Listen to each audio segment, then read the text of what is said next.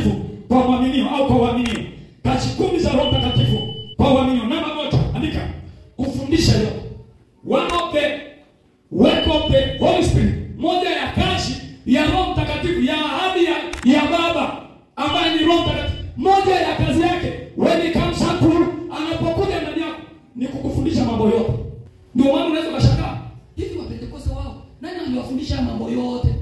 Jamani, Roho Mtakatifu kazi yake ni kufundisha yote. Kwa nafikiri nikikuinua hapa sasa hivi tukupeleke kule Kimero, tumefungua tawi, ukachunge unafikiri unaanza kubabaika, hivi maandiko yanaanzia wapi? Hivi sijui inakaaje? Unaanza kuchanganyikiwa. Roho Mtakatifu anakufundisha yote. Jamani, amina. Moja ya kazi yake ni kukufundisha yote. Maandiko haya tutasoma na ukasoma. Yohana sura ya 14:26 andika hapo. Ukipata muda kasomea maandiko kafuatilie. Anafundisha, moja ya kazi yake ni kufundisha yote. Yote. Paka kupika anakufundisha. Paka kuvaa anakufundisha. Anakufundisha yote. Paka kuendesha gari.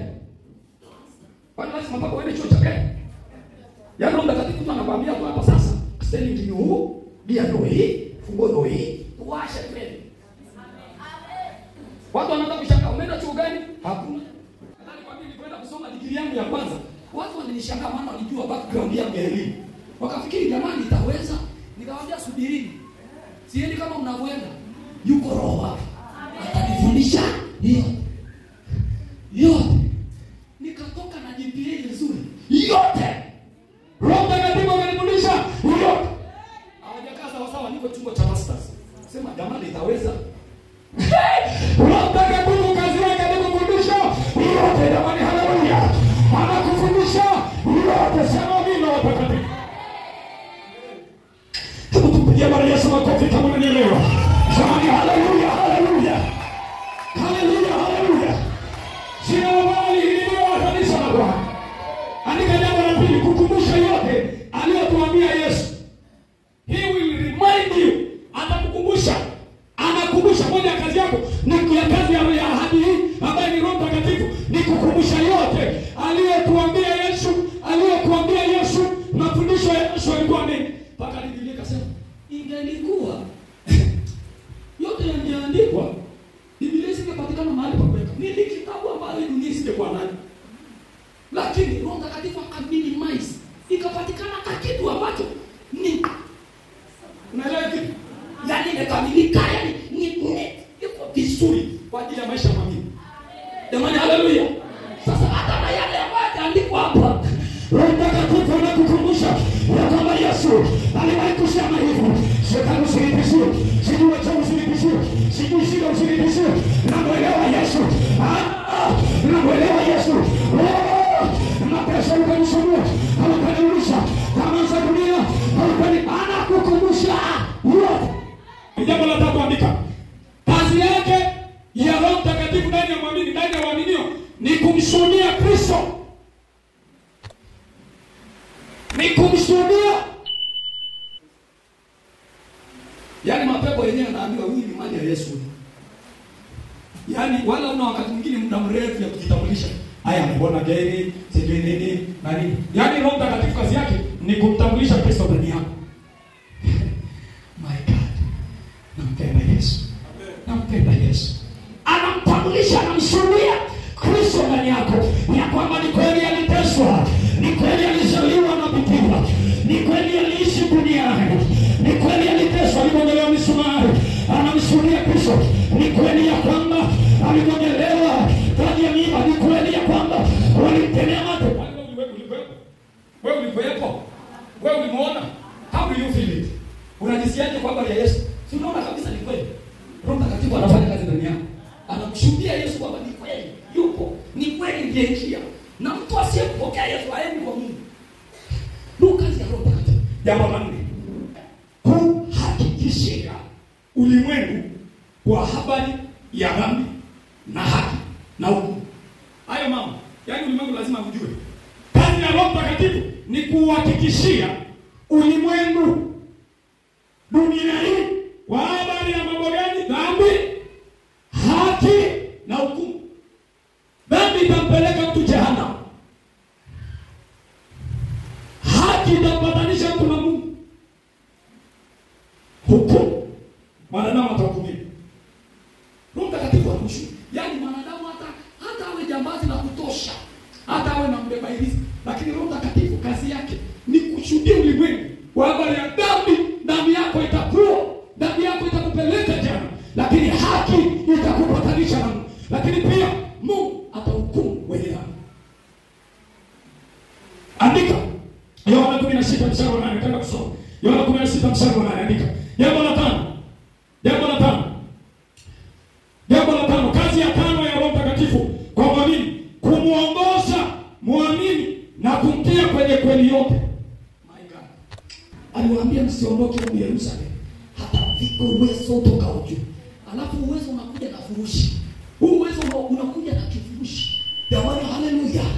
Ni kama mtu anakupa kikapu kama hiki, lakini ndani yake kuna pipi, ndani yake kuna mahindi, ndani yake kuna pesa, ndani yake kuna kila kitu, lakini amekupa kikapu. Watu ambao hawaoni huko ndani kuna nini, wakiulizwa yule mtu amepewa nini kikapu, huko ndani kuna madude, kuna mafurushi. Roho Mtakatifu anakuja nayo. Jamani, haleluya. Jina la Bwana libarikiwe. Roho Mtakatifu anapokuja, hiyo hadi inapokuwa ndani yako, inakuja na furuki wake. Kazi ya Roho Mtakatifu kwa muamini ni kumjulisha au ni kujulisha, ni kutangaza kwa habari ya mambo yajayo. Nataka nikwambie, Roho Mtakatifu usipokuwa naye utakaa vibaya. Utakaa vibaya rafiki. Kuna vitu utavielewa vinakuja huko mbele. Kuna watu watakuja kwako, wataingia kwenye maisha yako ambao ungetakiwa uwazuie muda mrefu kabla hawajafika. Rafiki yangu, bila Roho Mtakatifu ataingilia tu maisha yako. Wataingilia tu maisha yako. Roho Mtakatifu atakuonyesha mambo mabaya yanayokuja.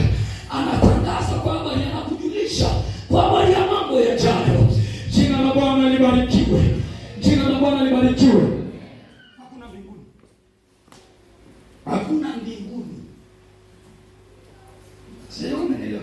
Nasema hivi, hakuna mbinguni. Hamna mbinguni. Sina mtolea mtu hamna mbinguni. Ni tunachowasaidia wao inakuwa ni. Yaani uko hapo, lakini yaani ndani yako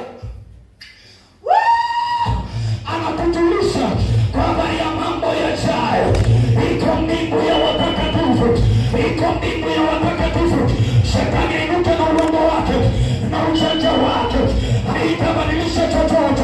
Roho Mtakatifu anatuonyesha kwa habari ya mambo yajayo, ya kwamba heri wafuatao katika Bwana, maana siku moja watafufuliwa na siku moja watainuka kwenye makaburi yao, na siku moja watamwangalia Bwana, watamuona Bwana hewani, wataingia mbinguni kwa Bwana, watamfurahia Bwana, watamshangilia Bwana, watakaa na Bwana kwenye kiti cha enzi, kama ule wimbo unaoimba, wakizunguka zunguka kwenye kiti cha enzi, taimba na haleluya, haleluya.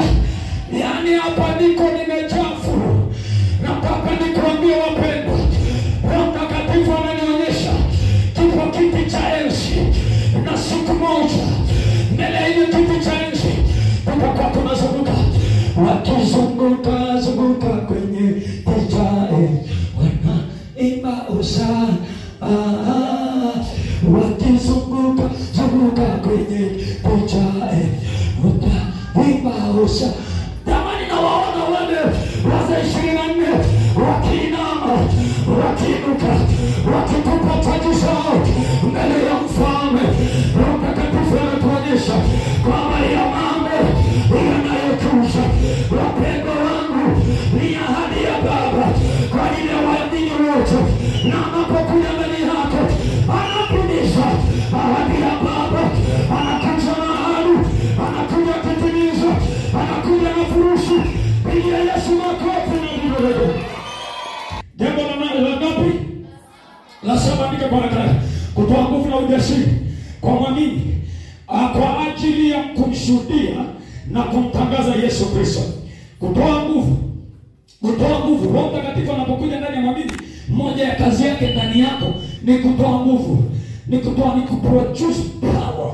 Lakini pia ni kuproduce ile boldness, ule ujasiri. Ni kutoa nguvu na ujasiri kwa muamini kwa ajili ya kumshuhudia na kumtangaza Yesu. Kwa ajili ya kumshuhudia na kumtangaza Yesu. Ile nguvu ya kumshuhudia Yesu, ule ujasiri wa kumshuhudia Yesu na kumtangaza